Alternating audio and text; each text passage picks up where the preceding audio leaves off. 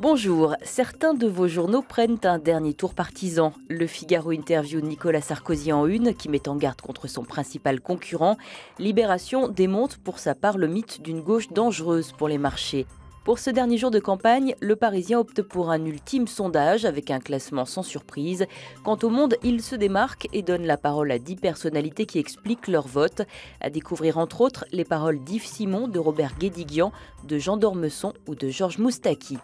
Deux petits tours et s'en reviendront les préoccupations des Français. Le Monde justement met en garde, la situation de l'emploi va s'aggraver encore après le 6 mai. C'est ce que prévoient en tout cas des syndicalistes et des économistes interrogés par le journal. Autre sujet peu abordé dans la campagne, la question de l'état de nos prisons et lieux de détention.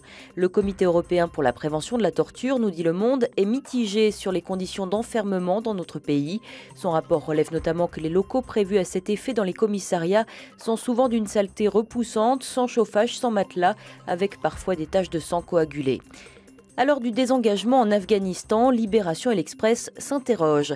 L'offensive des talibans à Kaboul, la plus importante depuis 2001, montre que les forces afghanes ne sont en paix nulle part et ce n'est pas réjouissant pour le pays, même si le président Hamid Karzai se veut rassurant. Dans l'Express, un reportage dresse le même constat. Il interroge des habitants de la capitale qui ont peur de ce qui va se passer après le départ des troupes françaises.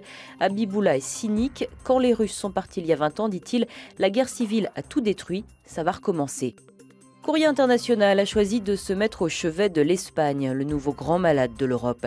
Vous retrouverez dans l'hebdomadaire des paroles d'une génération perdue, celle des jeunes adultes.